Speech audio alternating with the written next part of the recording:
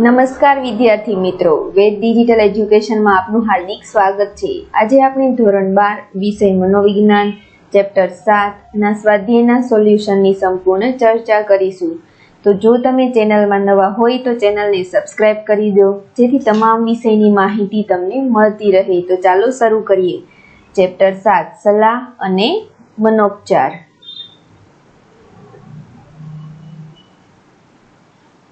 પ્રશ્ન 1 નીચેના આપેલા વિકલ્પોમાંથી સાચો વિકલ્પ પસંદ કરીને લખો। પ્રશ્ન 1 અંગ્રેજી ભાષાનો કયો શબ્દ સલાહના અર્થમાં વપરાય છે? જેમાં ઉત્તર આવશે બી કાઉન્સેલિંગ।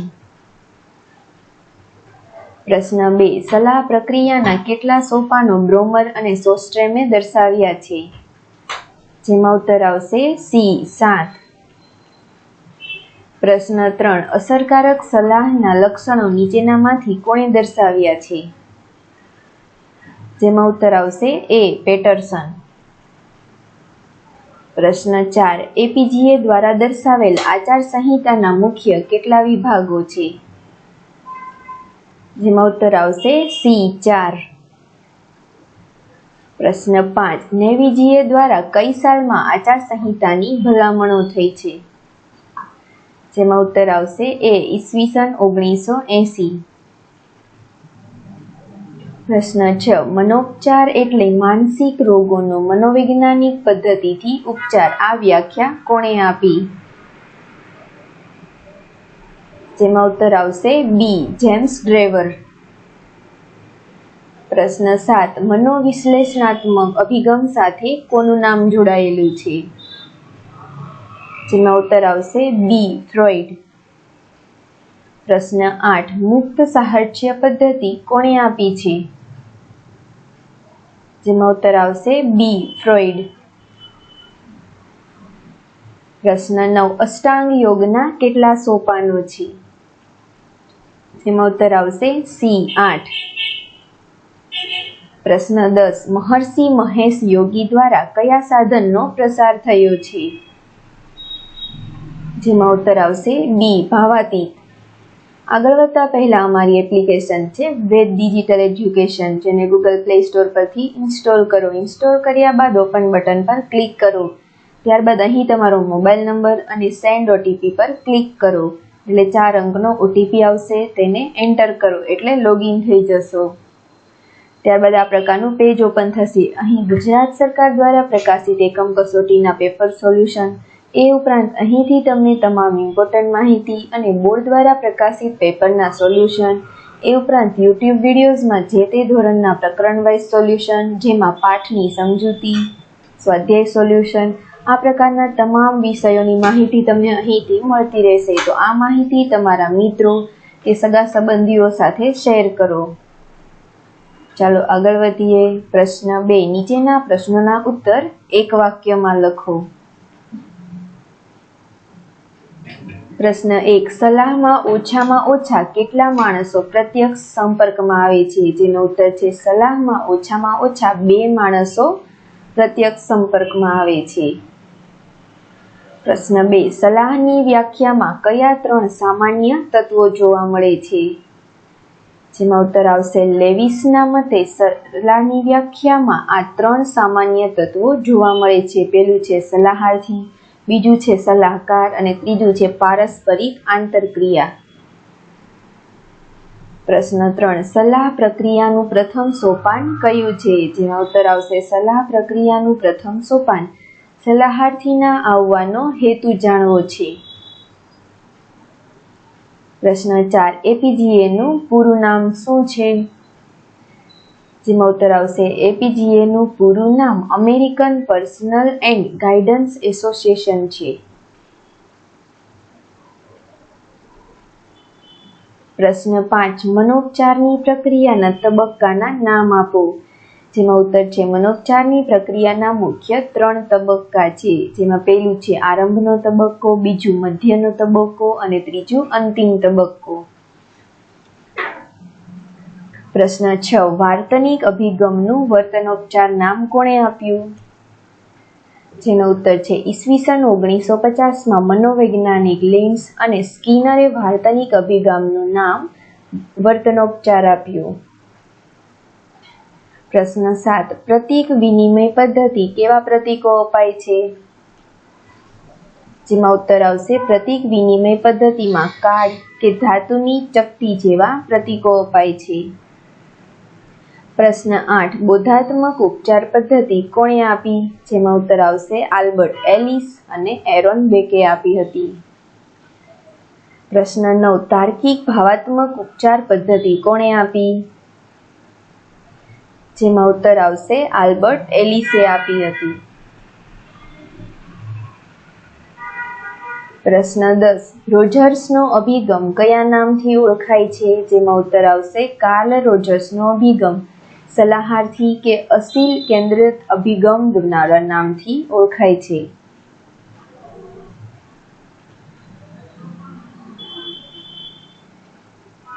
પ્રશ્ન 3 નીચેના પ્રશ્નોના ઉત્તર સંક્ષિપ્તમાં લખો। જેમાં પહેલો પ્રશ્ન છે સલાહની કોઈ એક વ્યાખ્યા આપો। જેનો ઉત્તર છે મનોવૈજ્ઞાનિક કાર્લ આર રોજર્સે આપેલી સલાહની વ્યાખ્યા આ પ્રમાણે છે સલાહ એ વ્યક્તિના મનોવલણો અને વર્તન પરિવર્તન કરવામાં તેની સહાયરૂપ થવાના હેતુથી તેની સાથેના સંપર્કોની શ્રેણી છે। પ્રશ્ન 2 સલાહાર્થી કોને કહેવાય? જેમાં ઉત્તર આવશે સલાહ પ્રક્રિયામાં મનોવૈજ્ઞાનિક સમસ્યાઓ અથવા વિકાસના પ્રશ્નો લઈને આવનાર અને તેના નિવારણ માટે સહાયની આશા રાખનાર વ્યક્તિને સલાહાર્થી અથવા અસીલ કહે છે। પ્રશ્ન 3 મનોપચારની કોઈ એક વ્યાખ્યા આપો। જેનો ઉત્તર છે મનોવૈજ્ઞાનિક જેમ્સ ડ્રેવરે આપેલી મનોપચારની વ્યાખ્યા આ પ્રમાણે છે મનોપચાર એટલે માનસિક રોગોનો મનોવૈજ્ઞાનિક પદ્ધતિઓ દ્વારા ઉપચાર। પ્રશ્ન 4 મનોવિશ્લેષણવાદની કોઈ એક પ્રયુક્તિ સમજાવો। જેમાં આવશે આ પદ્ધતિમાં સૌપ્રથમ દર્દીને આરામદાયક સ્થિતિમાં બેસાડવામાં આવે છે। ઉપચારક દર્દી સાથે આત્મીયતાનો સંબંધ બાંધે છે। દર્દી તેના મનમાં આવતા તમામ વિચારોને મુક્ત રીતે અને કોઈ પણ પ્રકારના શરમ સંકોચ કે ખાનગીપણાનો વિચાર કર્યા વિના રજૂ કરે છે। દર્દી મનમાં આવતા વિચારોને ક્રમશઃ અવરોધ વિના રજૂ કરે છે।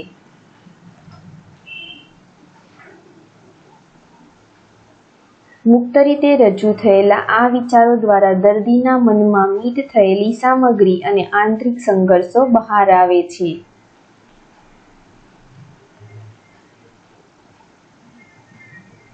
પ્રશ્ન 5 વર્તનોપચારમાં કઈ કઈ પ્રયુક્તિ વપરાય છે તેના નામ આપો। જેમાં આવશે વર્તનોપચારમાં આ પ્રયુક્તિઓનો ઉપયોગ થાય છે। પહેલું છે પદ્ધતિસરનું વિસંવેદનીકરણ, બીજું છે જૈવ પ્રતિપુષ્ટિ, ત્રીજું છે વિસ્ફોટ ઉપચાર, ચોથું છે સ્વાનુભૂતિ, પાંચમું છે અણગમા ઉપચાર, છઠ્ઠું છે સ્વાગ્રહી કે દઢાગ્રહ તાલીમ, સાતમું છે નિદર્શન પ્રવિધિ અને આઠમું છે પ્રતીક વિનિમય પદ્ધતિ। પ્રશ્ન 6 સ્વાનુભૂતિ એટલે શું? જેમાં ઉત્તર આવશે આ પદ્ધતિમાં દર્દીની ખરેખર ચિંતા પ્રેરતી હોય તેવી વાસ્તવિક પરિસ્થિતિઓમાં મૂકીને તેનો પ્રત્યક્ષ અનુભવ કરાવવામાં આવે છે। દાખલા તરીકે ઊંચાઈનો ડર અનુભવનાર વ્યક્તિને ઊંચી જગ્યાએ લઈ જવામાં આવે છે। મોટાભાગના દર્દીઓમાં આ તકનીક સફળ થાય છે, પરંતુ તેમાં ઉપચારકે ખૂબ કાળજી રાખવી પડે છે।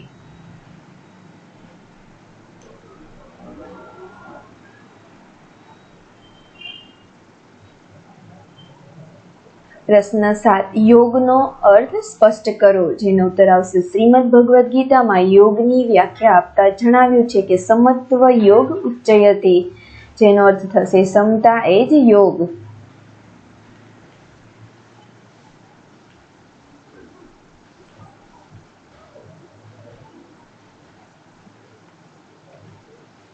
પ્રશ્ન 8 યોગના 8 અંગોના નામ આપો અને થંભ વિશે ટૂંકી સમજ આપો।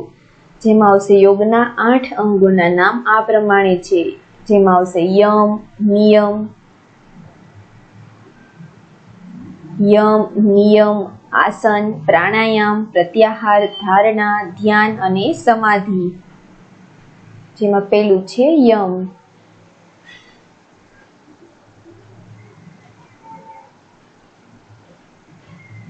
પ્રશ્ન 9. પ્રત્યાહારનો અર્થ સ્પષ્ટ કરો, જેનો ઉત્તર છે પ્રત્યાહાર એટલે બાહ્ય અને આંતરિક ઉદ્દીપકો પરથી ધ્યાનને પાછું ખેંચવું તથા એ તરફ જતું અટકાવવું. પ્રત્યાહાર દ્વારા શિક્ષિત અને અભિસંધિત પ્રતિક્રિયાઓને ઘટાડવાની તાલીમ મળે છે.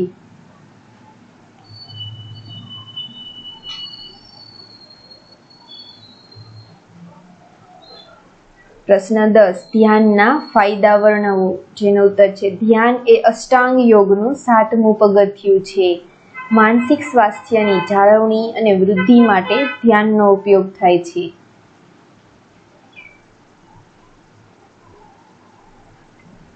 ધ્યાન દ્વારા માનવીની શારીરિક અને માનસિક સારાપણાની સ્થિતિમાં સુધારો થાય છે, જેથી વ્યક્તિની અસરકારકતામાં વૃદ્ધિ થાય છે. પ્રશ્ન 4. નીચેના પ્રશ્નોના ઉત્તર મુદ્દાસર લખો.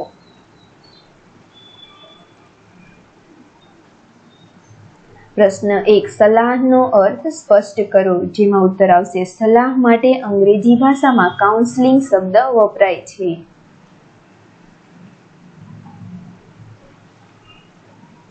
મનોવૈજ્ઞાનિક લેવિસના મતે આ 3 સામાન્ય તત્વો હોય છે, જેમાં પહેલું છે સલાહાર્થી, બીજું છે સલાહકાર અને ત્રીજું છે પારસ્પરિક આંતરક્રિયા.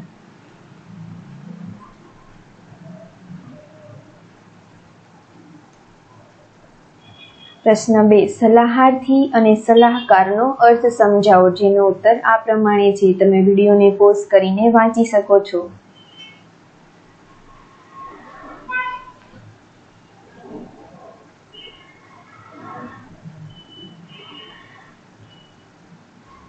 પ્રશ્ન 3. સલાહકારની તેમના વ્યવસાય સાથે સંબંધિત ભલામણો વર્ણવો, જેનો ઉત્તર આ પ્રમાણે છે.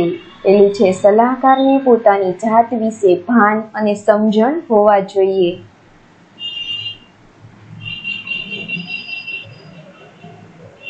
બીજું છે સલાહકાર મનોવૈજ્ઞાનિક રીતે સ્વસ્થ અને તંદુરસ્ત હોવો જોઈએ. અને ત્રીજું છે ઊંચી સંવેદનશીલતા.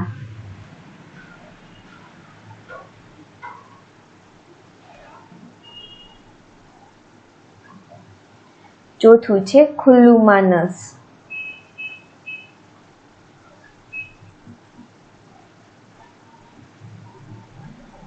પાંચમું છે વસ્તુલક્ષીતા અને છઠ્ઠું છે સનિષ્ઠતા અને સાતમું છે માન અને ગૌરવ.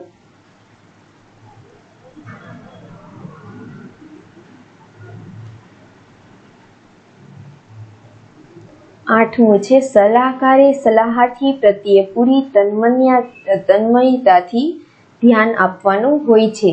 અને નવમું છે પરાનુભૂતિ. જો સલાહકાર વિવિધ સમાજ અને સંસ્કૃતિ વિશેની જાણકારી ધરાવતો હોય તો તે તમામ વર્ગોમાંથી આવતા સલાહાર્થી સાથે અસરકારક પરાનુભૂતિનો અનુભવ કરી શકશે.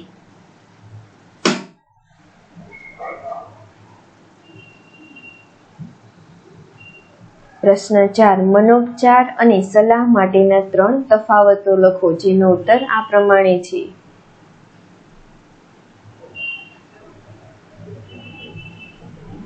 જેમાં છે મનોપચાર અને સલાહ.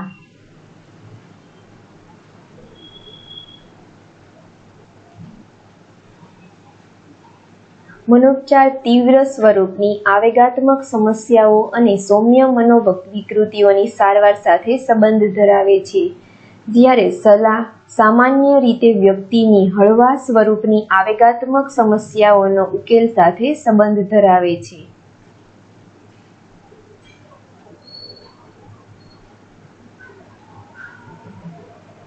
પ્રશ્ન 5. મનોપચારમાં આરંભનો તબક્કો એટલે શું? જેનો ઉત્તર છે આરંભનો તબક્કો દર્દી અને મનોપચારક પ્રથમવાર એકબીજાને મળે છે અને તેમની વચ્ચે ચોક્કસ રીતે કેટલેક અંશે સાયુજ્યનો પારસ્પર વિશ્વાસનો સંબંધ સ્થાપિત થાય છે, ત્યારે મનોપચારની શરૂઆત થાય છે.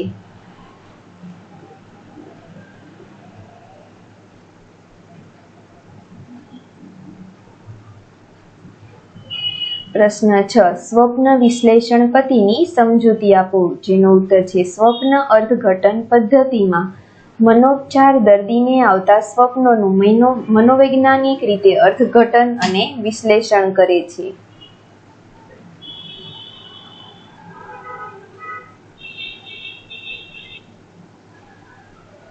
પ્રશ્ન 7 પદ્ધતિસરનું વિસંવેદનીકરણ સમજાવો, જેમાં આવશે પદ્ધતિસરનું વિસંવેદનીકરણ.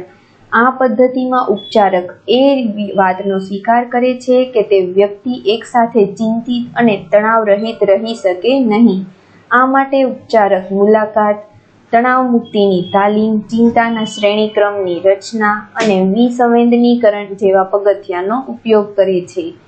પ્રશ્ન 8 બોધાત્મક ઉપચાર પદ્ધતિ સમજાવો, જેમાં ઉત્તર આવશે ખિન્નતા અને વિકૃત ચિંતા ધરાવતા મનોગીઓના ઉપચારમાં બોધાત્મક ઉપચારની અસરકારકતા વધવાને કારણે છેલ્લા કેટલાક વર્ષોથી બોધાત્મક ઉપચાર પદ્ધતિના ઉપયોગમાં ખૂબ વધારો જોવા મળ્યો છે.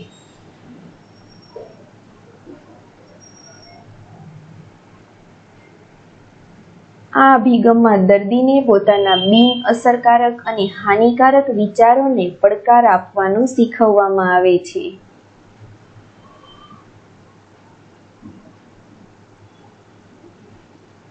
બોધાત્મક અભિગમનું મુખ્ય ધ્યેય દર્દીના અયોગ્ય વિચારો અને અપેક્ષાઓને જાગૃત કરી તેને વાસ્તવિકતાની કક્ષાએ લાવવાનું છે.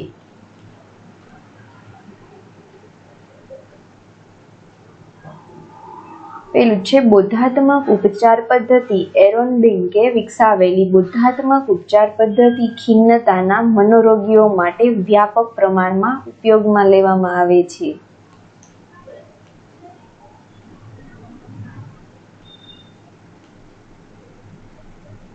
બીજું છે તાર્કિક ભાવાત્મક ઉપચાર પદ્ધતિ.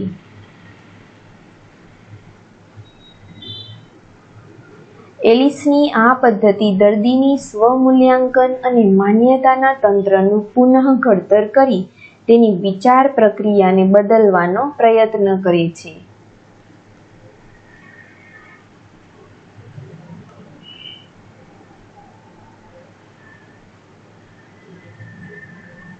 પ્રશ્ન 9 નિયમનો અર્થ આપી તેમાં સમાવિષ્ટ બાબતો સ્પષ્ટ કરો, જેમાં ઉત્તર આવશે નિયમ યોગનું બીજું પગથિયું છે. નિયમ એટલે વર્તનમાં વિધાયક બાબતોનું પાલન કરવું.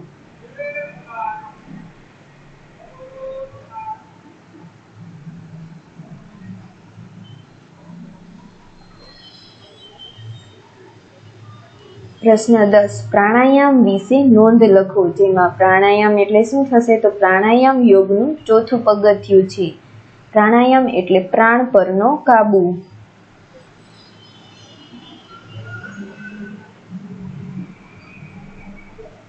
પ્રશ્ન 5 નીચેના પ્રશ્નોના ઉત્તર સવિસ્તર લખો, જેમાં પહેલો પ્રશ્ન છે સલાહની વ્યાખ્યા આપી સલાહના સોપાનો સ્પષ્ટ કરો, જેનો ઉત્તર આ પ્રમાણે છે.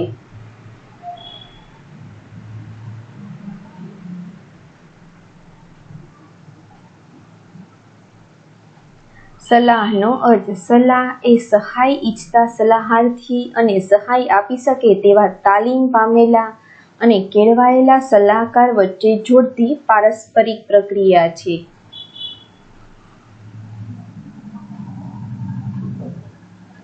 સલાહની પ્રક્રિયામાં 3 તત્વો રહેલા છે. પહેલું મૂંઝવણ અનુભવતી વ્યક્તિ, બીજું મૂંઝવણ અનુભવતી વ્યક્તિને સહાય આપવાનું કાર્ય કરે છે તે, તથા ત્રીજું છે સલાહકાર અને સલાહથી વચ્ચે થતી આંતરક્રિયા, જેના પરિણામે સલાહાર્થીના વર્તન, વિચાર અને આવેગોમાં પરિવર્તન આવે છે.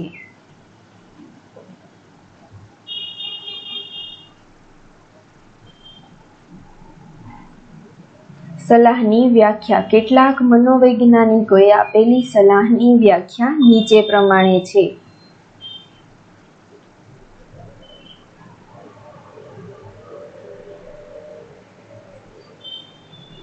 મનોવૈજ્ઞાનિક બ્રોમર અને સોસ્ટ્રોમે દર્શાવેલા સલાહના સોપાનો નીચે મુજબ છે. પહેલું છે સલાહાર્થીના આવવાનો હેતુ જાણવો.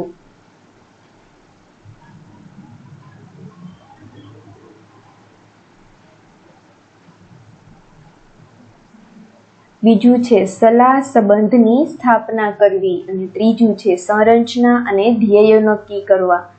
ચોથું છે સમસ્યાઓનું સ્પષ્ટીકરણ કરવું.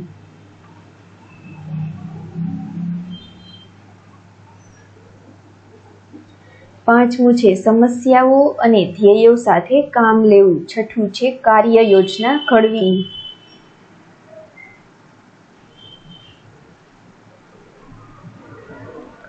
સાતમું છે પરિણામોનું મૂલ્યાંકન અને સલાહનો અંત.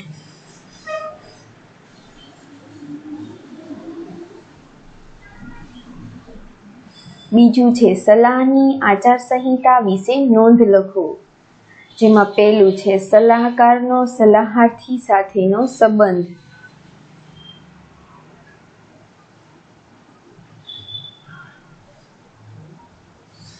બીજું છે સલાહકારનો તેમના વ્યવસાય સાથેનો સંબંધ.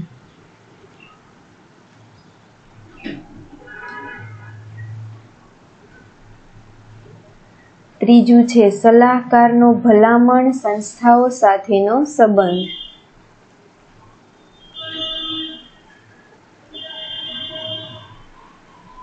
ચોથું છે સલાહકારનો પોતાની જાત સાથેનો સંબંધ.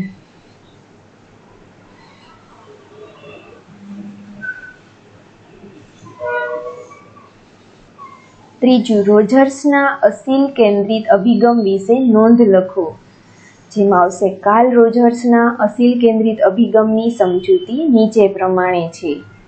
રોજર્સનો અસીલ કેન્દ્રિત અભિગમ.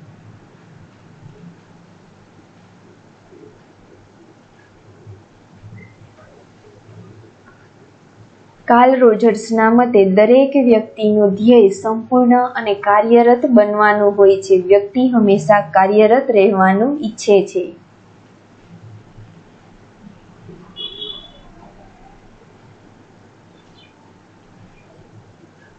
રોજર્સના અસીલ કેન્દ્રિત અભિગમમાં ઉપચાર માટે નીચેની શરતો આવશ્યક છે.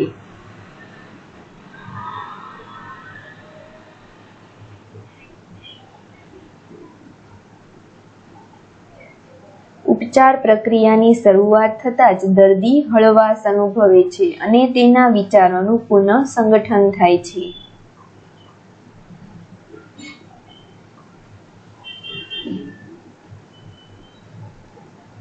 પ્રશ્ન 4. અષ્ટાંગ યોગના પગથિયાં વર્ણવો.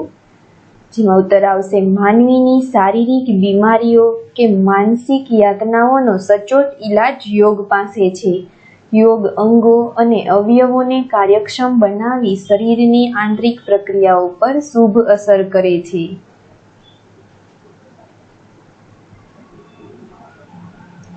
યોગના અંગો. યોગના 8 અંગો છે. યમ, નિયમ, આસન, પ્રાણાયામ, પ્રત્યાહાર, ધારણા, ધ્યાન અને સમાધિ.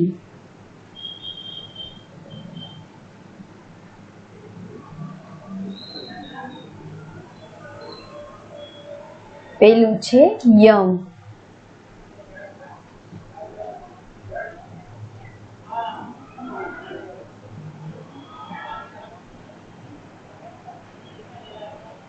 બીજું છે નિયમ. નિયમ 5 છે. શૌચ, સંતોષ, તપ, સ્વાધ્યાય અને ઈશ્વર પ્રાણિધાન.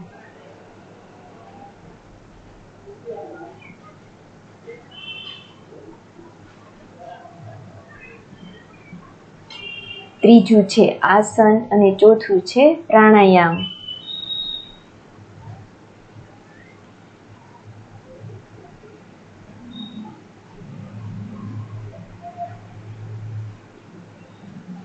પાંચમું છે પ્રત્યાહાર.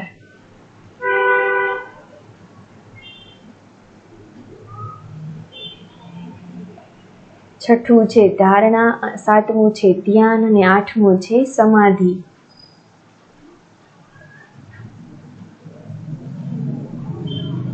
યોગના આ 8 અંગોની સમજપૂર્વક જીવનમાં ઉતારવામાં આવે તો માનવીમાં ધર્મપરાયણતા, સદાચારીપણું, સચ્ચારિત્ર્ય જેવા ઉદાત્ત ગુણો વિકાસ પામે છે, તેમજ માનવીની માનસિક, શારીરિક અને આધ્યાત્મિક ઉન્નતિ થાય છે. માનવી સંપૂર્ણ રીતે શારીરિક અને માનસિક સ્વાસ્થ્ય મેળવે છે.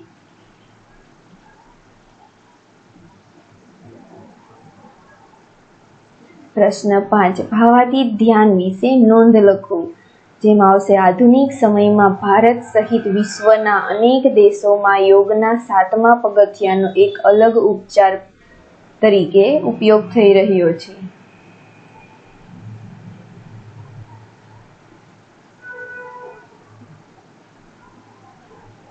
મહર્ષિ યોગીની યુરોપ અને અમેરિકાની સંસ્થાઓ તથા અન્ય સંશોધનો જણાવે છે કે ભાવાતીત ધ્યાનને પરિણામે અનેક વ્યક્તિઓમાં શારીરિક અને માનસિક ક્રિયાઓમાં સુધારો, સ્વાસ્થ્ય અને સુખમાં સુધારો, સંલગ્નતાનું ભાન, તણાવમાં ઘટાડો તથા સ્વ-આવિષ્કારમાં વધારો જોવા મળ્યો છે.